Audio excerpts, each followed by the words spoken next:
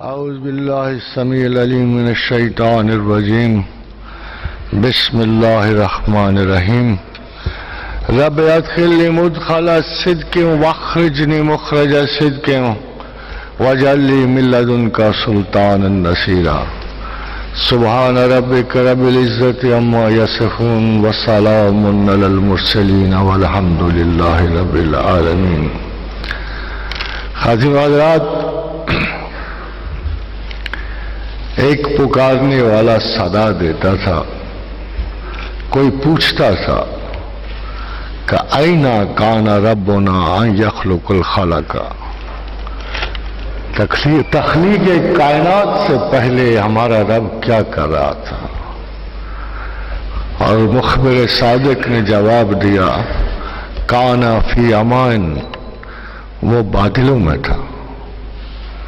پھر کسی نے پوچھا کہ اللہ بڑا ہے چھوٹا ہے، کائنات کے اندر ہے یا باہر ہے؟ تو قرآن نے جواب دیا 2 دن میں نے دنیا بنانے میں لگائی، ثم استوى الى السماء وهي دخان، میں بلند ہوا آسمانوں کو، وہ ابر تھا، دھواں تھا، مؤثر تھا، ملا جلا تھا، پانی تھا. ابن عباس نے کہا خادم حضرات زندگی ختم ہو گئی، قیامت برپا ہو گئی، جانے والے آگے چلے گئے، رہنے والے زمین پہ اتر گئے. تو کسی نے پوچھا یا رسول اللہ صلی اللہ علیہ وسلم کیا ہم جنت میں اپنے رب کو دیکھیں گے؟ فرمایا ہاں، مگر قرآن تو کہہ رہا ہے کہ کوئی دیکھنے والی آنکھ اللہ کو نہیں دیکھ سکتی. فرمایا ہاں، تم اس کو ایسے دیکھو گے جیسے ابر رواں کے پیچھے چاند نظر آتا، جیسے آپ چاند کو دیکھتے ہو ہلکے بادلوں کی اوٹ میں. خادم حضرات مجھے خیال آیا اگر جوش و شوق محبت الہی بڑھ جائے اور سحاب ابر کی شکل میں آنکھیں برس پڑے تو اس حجاب ابر کے سائے میں بھی تو آپ خدا دیکھ سکو. اگر آپ کی محبت، آپ کا شوق اس درجہ بڑھ کہ چیست حیات دوام سوختن ناتمام، اگر اللہ کی آرزو، اس کی طلب، اس کی ہمزائگی کی جستجو بڑھ جائے اور آپ کے دل و دماغ میں اس فراق کا احساس ہو جو اس چھوٹی سی زمینی حقیقت کا اس حقیقت مطلقہ سے ہے، اور اگر آپ کی آنکھ پہ بھی ابر کے پردے آ جائیں تو عین ممکن ہے کہ آپ اس زمین پر ہی خدا کو دیکھ لیں.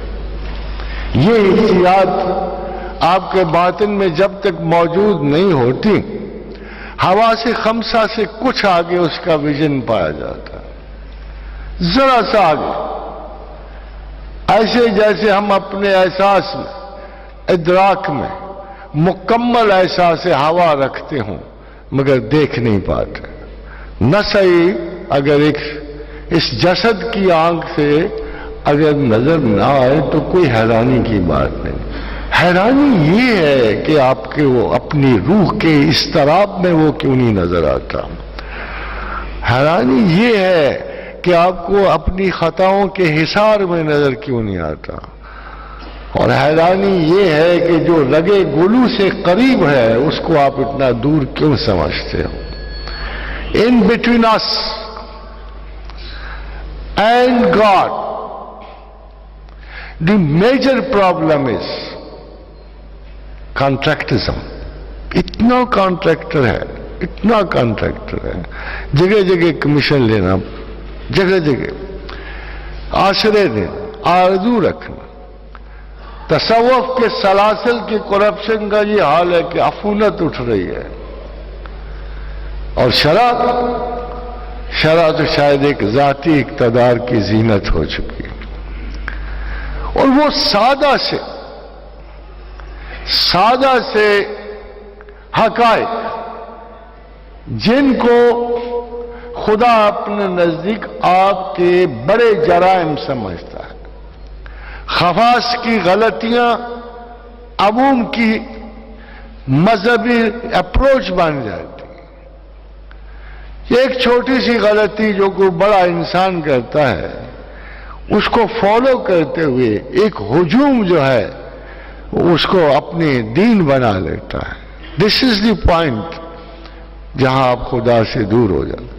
کس نے کہا تھا کہ خدا بے علم ملتا ہے؟ کس نے کہا تھا کہ خدا بے ارادہ ملتا ہے؟ کس نے کہا تھا کہ خدا اس کو ملتا ہے جسے اس کی آرزو نہیں ہوتی؟ کس نے کہا تھا کہ خدا کی شناخت جاہلانہ طرز زندگی میں ہوتی؟ وہ جو اول و آخر آپ کو تعلیم کی خبر دیتا تھا، کیا اس کی اپنی شناخت جو ہے کرامات کے تجسس میں ہوگی؟ کیا دیوانگی کے خروش میں ہوگی؟ کیا جذب و سرور کی ساعتوں میں ہوگی؟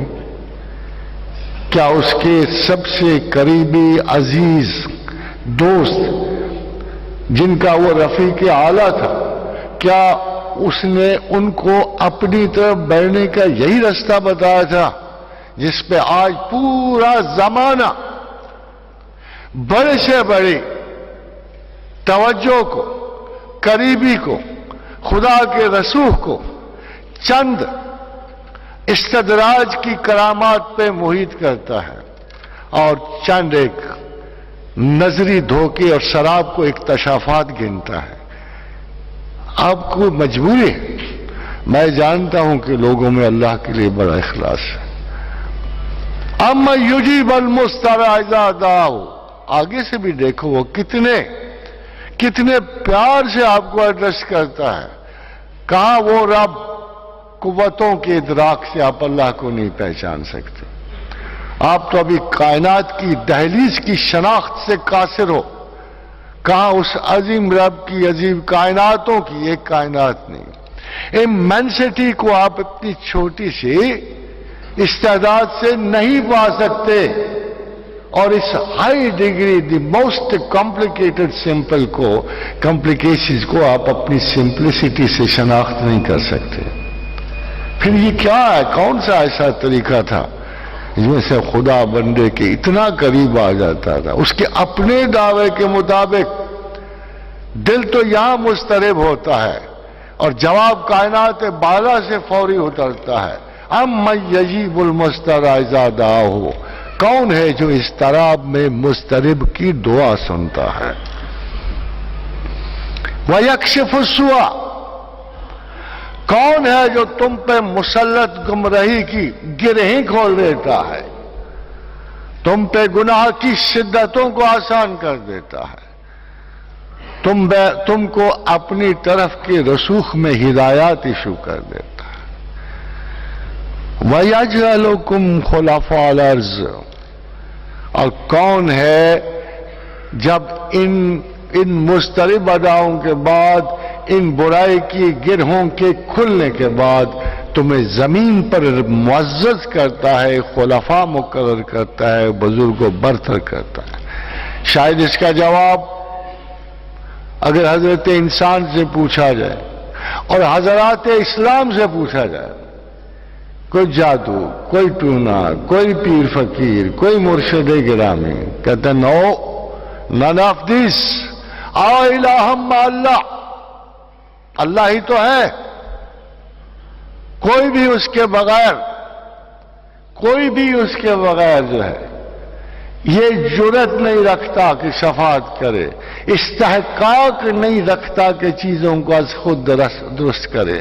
وہ جو سب چیزوں کا مالک دنیا میں بنایا گیا، اس نے بھی بڑی خوبصورتی سے بات کہہ دی کہ واللہ موتی وانا قاسم، ہر شے عطا کرنے والا اللہ ہے، میں صرف بانٹنے والا ہوں۔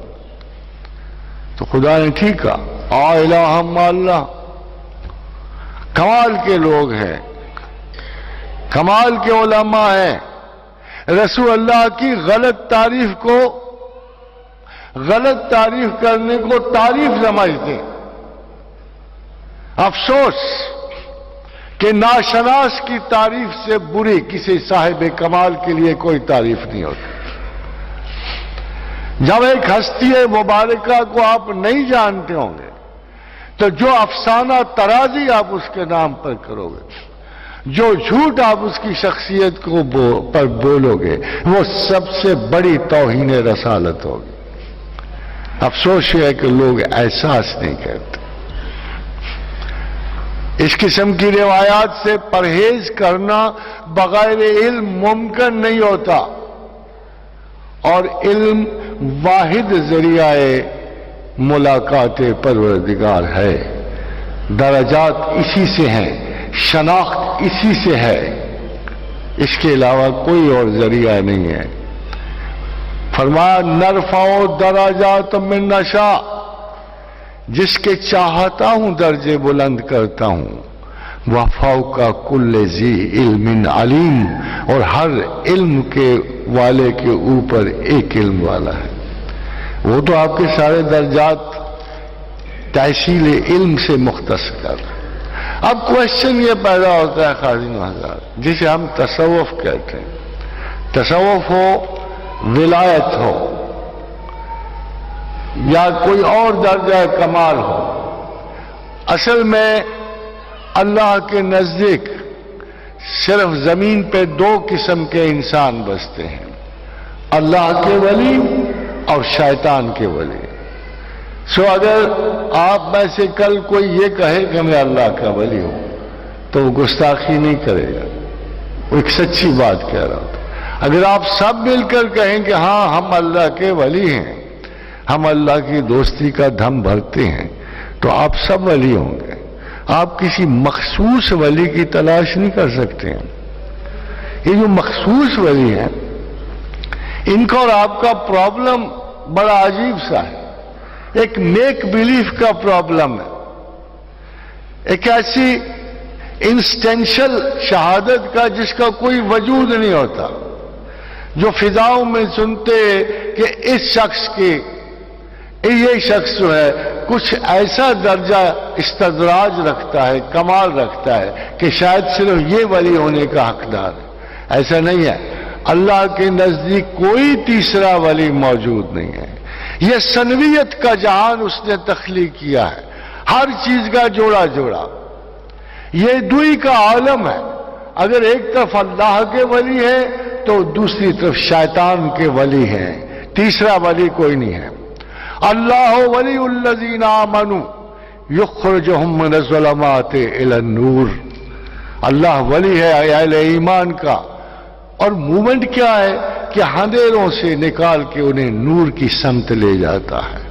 والذین کفروا اولیاءهم الطاغوت یخرجونہم من النور الی الظلمات اولئک اصحاب النار ہم فیہا خالدون.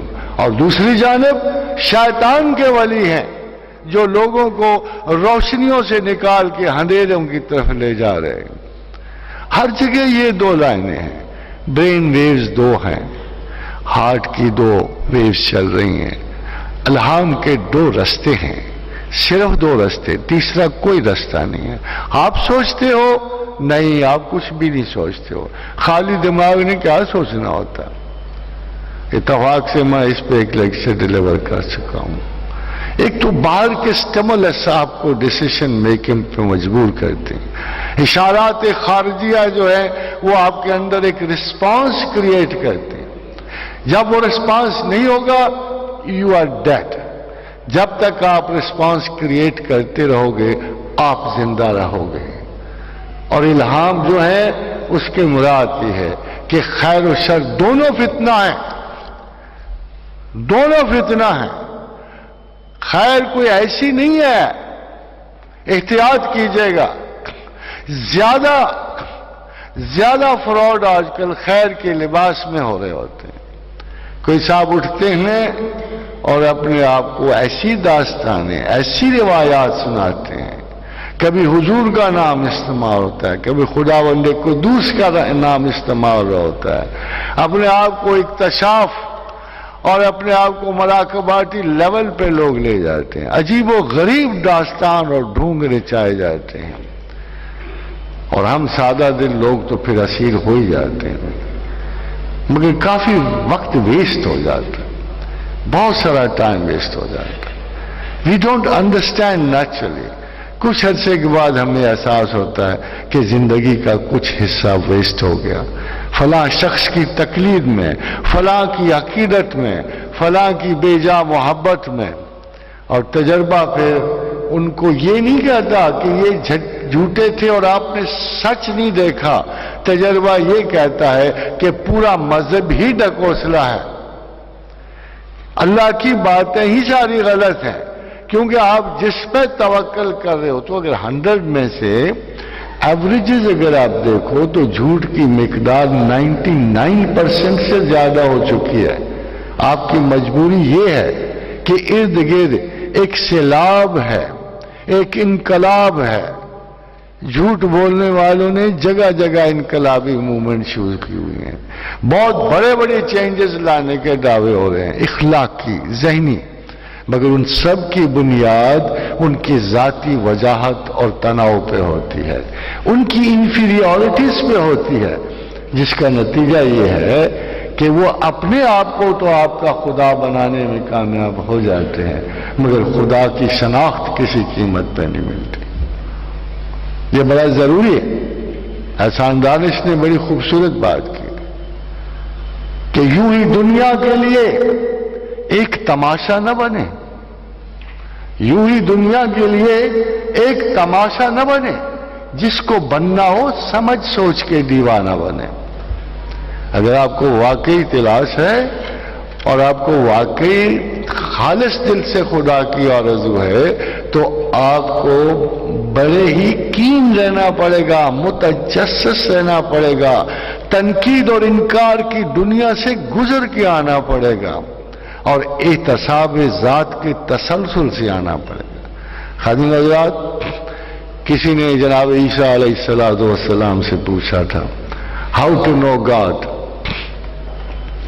فرمایا know thyself and you shall know God. اپنے آپ کو جانو، آپ خدا کو جان لو گے. کسی جناب علی کرم اللہ وجہ کو کوٹ کیا اور کہا وَمَنْ عَرَفَ نَفْسَهُ فَقَدْ عَرَفَ رَبَّهُ. جس نے اپنی نفس کو پہچان لیا اپنے رب کو پہچان لیا. سرکار ساتھ آپ صلی اللہ علیہ وآلہ وسلم کا ارشاد گرامی ہوا کہ اللہ جسے اپنا علم دینا چاہتا ہے سب سے پہلے اس کی آنکھ اس کے اوپر کھول دیتا ہے. اب اگر آپ تینوں سٹیٹمنٹ کو دیکھیں ان میں عبادات کا کوئی ذکر ہی نہیں ہے. It's all said کہ there is something very important, very very important. وہ ہے سیلف ہے، ذات ہے. اور جب تک اپنی ذات کی آپ شناخت نہیں کرو گے آپ خدا نہیں پاؤ گے. اتفاق سے جو پرانے ماہرین گزرے ہیں ذات کے، ہم ان کو اولیاء اللہ کہتے ہیں. انڈیویجول لیول کے علوم تھے، انڈیویجول لیول.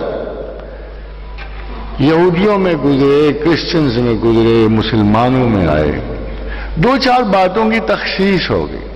یہ جو اقوال ہم نے بڑے بڑے لوگوں کے کوٹ کرتے ہیں جس میں بڑے بڑے دانشور موجود ہیں، گریک سے لے کر مسلمانوں کے عہد تک بڑے بڑے عالم گزرے.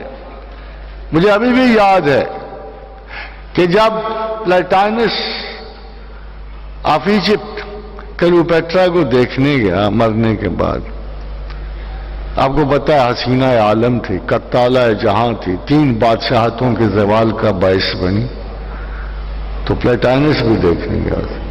مرنے کے بعد جب وہ باہر نکلا تو کسی نے پوچھا how did you find that queen of the world. اس نے کہا اونلی لائف از بیوٹیفل. اس کا جواب تھا کہ لائف از بیوٹیفل. مرنے کے بعد اس میں عفونت اٹھ رہی ہے، غلاظت ڈھیر بن چکی ہے، اس میں کچھ بھی نہیں ہے. میں نہیں کہتا کہ کسی انسان میں حسن ہوتا ہے. اس نے کہا no, life is beautiful. Beauty skin deep. زندگی خوبصورت ہوتی ہے. آج بھی آپ دیکھ لو کسی مس یونیورس کے اوپر کی جلد اکھاڑ کے دیکھ لو کتنی حسین لگتی ہے. اسکن ہے نا تاثرات پیدا. We have to go beyond the skins and bones. ہم نے اپنی ذات کے مطالعے میں بڑی تخصیص برتنی ہوتی ہے. ایک بات سن لو, the only major problem in you and in the understanding of God is self-sympathy. مجھے اپنا آپ بڑا عزیز ہوتا ہے, میں ہر رنگ میں عزیز ذات ہوں. میں کسی بھی مرحلے میں کبھی میں نے نہیں کہا کہ میں اس مصیبت کا حقدار تھا, کبھی میں نے نہیں کہا کہ میں اس انسلٹ کا حقدار ہوں, کبھی میں نے نہیں کہا کہ یہ جو کسی راہ گزر نے مجھے ایک گالی دے دی ہے یا ایک برا کلام دیا ہے. میرے اندر کوئی ضرور سپیس ایسی موجود تھی جو اس کی طلبگار تھی. ہم سیلف سمپیتھیٹک ہیں. ایک جملہ ہماری میراث ہے, مجھے ہی کیوں, میرا ہی کیوں, یہ بلا میرا ہی نصیب کیوں, وائی می. جدھر جاتے ہو آپ کو آواز آتی, بٹ اٹس آل رائٹ. ہم نے کبھی نہیں سوچا کہ مصائب کی اس طویل لسٹ میں اگر یہ مجھ تک نہ آتی تو کس تک جاتی. It's me, it's not a question of why me, it's me who deserves that. میں ملامت کا حقدار ہوں, میں ذلت کا حقدار ہوں, میں تفنن کا حقدار ہوں. جب تک میں اپنی ذات کے ساتھ ہمدردی کرتا رہوں گا مجھے اللہ کی کبھی بھی شناخت نصیب نہیں ہوتی, کیونکہ قرآن نے واشگاف لہجوں میں کہا کہ وَأَمَّا مَنْ خَافَ مَقَامَ رَبِّهِ وَنَهَى النَّفْسَ عَنِ الْهَوَىٰ, کہ جس نے اللہ کی محبت چاہی, اور محبت تو بڑی دور کی بات ہے, جس نے اللہ کی ہمسائیگی چاہی, جس نے چاہا کہ میں بس اللہ کے خلاف کچھ نہ کروں, چاہے میں اس کے حق میں کچھ کروں یا نہ کروں, میں اس کے خلاف نہ کروں, تو قرآن حکیم نے کہا وَأَمَّا مَنْ خَافَ مَقَامَ رَبِّهِ, جو اپنے رب کے خلاف کھڑا ہونے سے ڈرا, وَنَهَى النَّفْسَ عَنِ الْهَوَىٰ, اس نے اپنے سیلف کی اور اپنی ہوا کی مخالفت کی. خاطر نفس کیا شے ہے؟ Perhaps I was also a student for long range of those mystics, philosophers, scientists. Unluckily, نفس کو بانٹ دیا گیا, کسی نے تقسیم کی, کسی نے لوامہ کہا, کسی نے امارہ کہا. قرآن نے نفس مطمئنہ کا ذکر کیا, ایک کلینڈ سیلف کا ذکر کیا.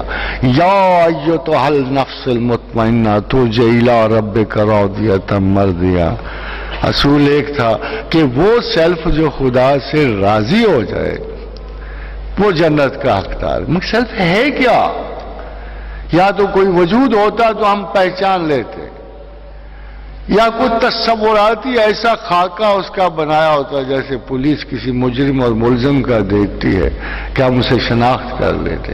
یہ ہمارے اندر چھپا ہوا شیطان کا سب سے بڑا حمایت تھی.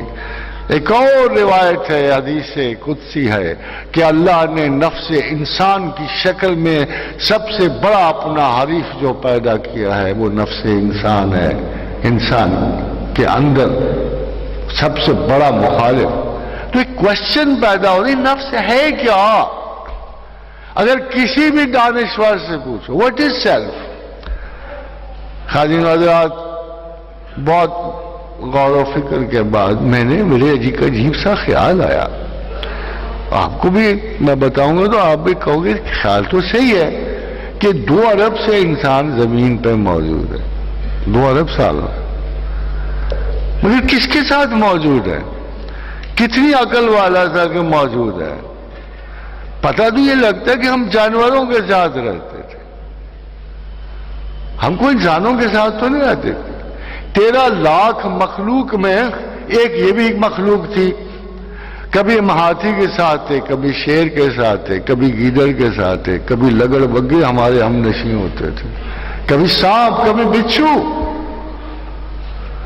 تو آخر ہم نے عادات لینی کہاں سے تھی؟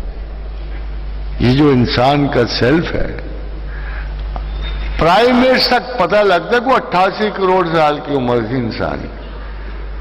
اس وقت یہ جانوروں میں ایک جانور تھا باوجود اس کے کہ اللہ نے شروع سے اس کو علیحدہ قسم کی خصلتیں دی تھیں، مگر جس جگہ یہ رہ رہا تھا، جن کے ساتھ رہ رہا تھا، وہ تو 88 کروڑ سالوں میں آخر جانوروں کی خصائل آ تو جائیں گے نا آدمی میں۔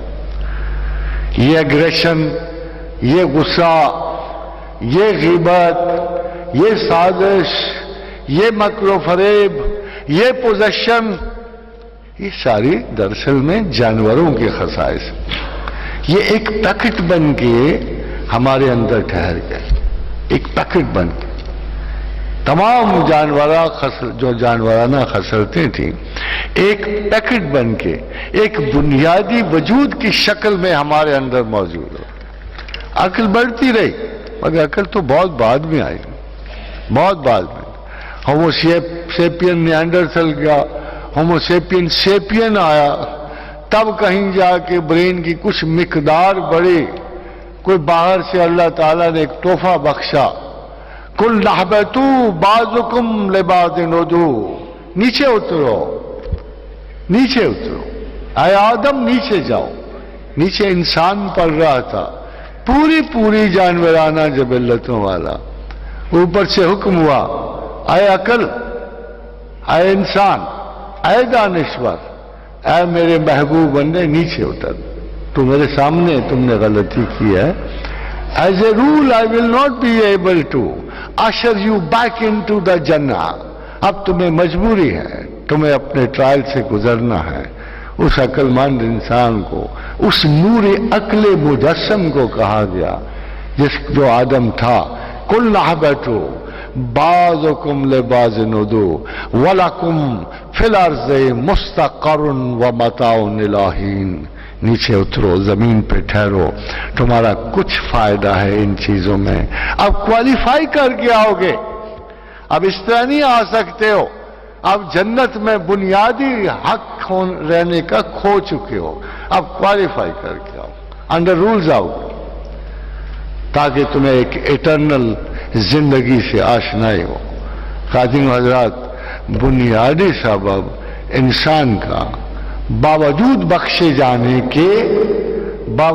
بخشے جانے سے کہ as a rule we do not qualify the decencies of the heaven, اس خوبصورت ماحول، اس پاک و مصفہ زمین و آسمان کے ہم ابھی رہنے کے قابل نہیں ہوئے۔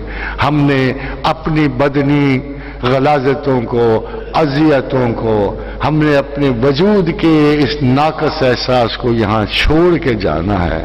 اس لیے ایک قرنطینہ کے ذریعے آئے تھے، دوسرے قرنطینہ کے ذریعے آپ کو پاک صاف کر کے ہڈیاں شڈیاں دھو دھلا کے جو زمین کا مال و متاع ختم کر کے آپ کو دوبارہ زندہ کیا جائے گا اور آپ کو جنت کا حقدار بنایا جائے گا۔ خاتون حضرات، ایک بات میں آپ سے یقین کر دوں، جب تک کہ آپ مسلمان ہو آپ کو دوزخ کا ڈر نہیں ہونا چاہیے۔ صفائی میں کمی بیشی رہی جاتی ہے، کچھ غلاظتیں ہم صاف کرتے ہیں، سٹینڈرڈز بہت لو ہیں۔ اللہ کے حضور انسان کی کوالیفیکیشن کے سٹینڈرڈ بڑے لو ہیں۔ سب سے بڑا سٹینڈرڈ شناخت ہے، بڑا سٹینڈرڈ شناخت ہے۔ کیا رب کو پہچانتے ہو؟ اِنَّا هَدَيْنَاهُ السَّبِيلَ إِمَّا شَاكِرٍ وَإِمَّا كَفُورًا۔ اسی پر نجات ہے، جنت تو اس پہ مل جاتی ہے، جنت تو آپ کو اس سوال کے جواب پہ مل جاتی ہے، کیا اپنے رب کو پہچانتے ہو؟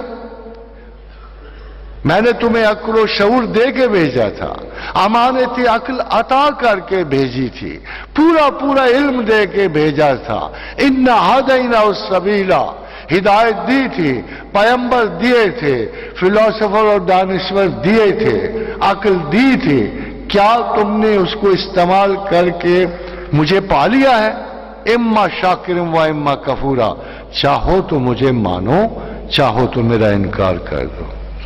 قبر میں پھر وہی ایک سوال، داخلے کا سوال ہے، میجر کوشچن ہے۔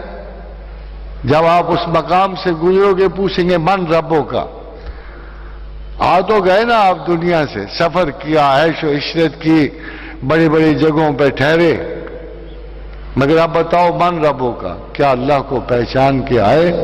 امید ہے انشاءاللہ تعالی العزیز آپ اللہ کو پہچان کے نکلو گے۔ من ربوں کے جواب میں انشاءاللہ تعالی آپ سب لا الہ الا اللہ کہہ لو گے، سو آپ دوزخ نہیں کوالیفائی کر سکتے، جنت کر لو گے، there is no problem۔ یہ خوف نہیں ہونا چاہیے مسلمان کو، کیونکہ دوزخ مسلمان کے لیے نہیں ہے۔ پورا قرآن اٹھا کے دیکھ لو، دوزخ اس کے لیے ہے جو خدا کا انکار کرتا ہے۔ آپ تصوف کے شائقین ہیں، خدا سے اور قریب ہونا چاہتے ہیں، اس کے لیے major most crime self sympathy ہے۔ سیلف سمپتھی آپ کو لوٹاتا ہے، اور نفس کا سب سے مرغوب ہتھیار یہ ہے کہ آپ کو اپنی محبت میں ڈال دیتا ہے، اپنی مظلومیت میں ڈال دیتا ہے۔ میں مظلوم ہوں، میرے ساتھ تو کوئی جبر نہیں ہونا چاہیے، میرے ساتھ کوئی آزمائش نہیں ہونی چاہیے، مجھے تو ٹھنڈے ٹھنڈے رکھنا چاہیے، پوری آزمائش کے ساتھ رکھنا چاہیے، اور میں دنیا سے اس طرح روشن ہوں جیسے دلہن ڈولی میں ڈال کے لے جاتے۔ یہ ہمارا کانسیپٹ غلط ہے، absolutely wrong۔ There is no why me, it is always me۔ میرا بھائی بھی میں ہوں، میرا باپ بھی میں ہوں، میرا دادا بھی میں ہوں، ارلیئر بھی میں تھا، اب بھی میں ہوں۔ اگر کسی سختی کا، کسی ہجرہ نصیب کو کسی رونا نصیب ہوتا ہے تو وہ میں ہوں، یہ میری متاع ہے۔ میں جنت سے نکالا ہوا انسان ہوں، مجھے اپنے لاس کا احساس ہے۔ وائی می میں وہاں نہیں کہہ سکا، میں وہاں وائی می نہیں کہہ سکا، اللہ مجھے کیوں جنت سے نکالا؟ کسی فرشتے کو نہ نکالا، مجھے نکال دیا تم نے۔ وہاں بھی ایک ہی عذر تھا، مگر جو وہاں ہم نے خسارہ اٹھایا ہے اس کے عوض ہم ہر قسم کے جبر و قدر کے حقدار ہو گئے۔ آپ کے باپ نے کہا ربنا ظلمنا انفسنا، اقرار کیا، ہم اقرار کے مجرم ہیں۔ آپ دیکھو شہادت ہم نے خود دی ہوئی، اللہ کیا کرے گا؟ ہم نے خود شہادت دی، ربنا ظلمنا انفسنا، اے ہمارے رب ہم نے اپنے اوپر ظلم کیا ہے، ہم تیرے حضور میں گستاخی کے مرتکب ہوئے ہیں، ہم سے زیادتی ہوئی نا، ہم نے ظلم کیا۔ اللہ نے تو بہت مہربانی وہاں رکھی ہوئی تھی، بڑا کریم تھا وہ۔ ایک ہی تو اس نے کہا تھا ہمیں جہاں جاؤ جو مرضی کرو، کوئی ظلم و جبر آپ پہ سایہ نہیں کرے گا، ہر جگہ میری رحمت ہوگی، میرا کرم ہوگا، میرا فضل ہوگا۔ بس اس درخت کے قریب نہ جاؤ، اس درخت کے قریب نہ جاؤ، فتکون من الظالمین، اندھیروں میں چلے جاؤ گے، ظلمتوں میں چلے جاؤ گے۔ فَأَزَلَّهُمُ الشَّيْطَانُ فَأَخْرَجَهُمَا مِمَّا كَانَ فِيهِ، شیطان نے گمراہ کیا، ہم اس نور سے، رحمت سے، کرم سے نکل آئے۔ خادم حضرات ہمیں بھولنا نہیں چاہیے کہ we deserve whatever happens to us۔ ایک دفعہ ہم اللہ سے راضی ہو جائیں کہ ہمارا حق تو اسی پہ تھا اللہ میاں جو ہم پہ آئی ہے، مگر تیرا کرم اور نوازش سے ہے، جیسے تم نے ہمارے باپ کو بخش دیا۔ سید اجمیر کا قول مبارک، ایسا نادر عالم نہیں گزرا مسلم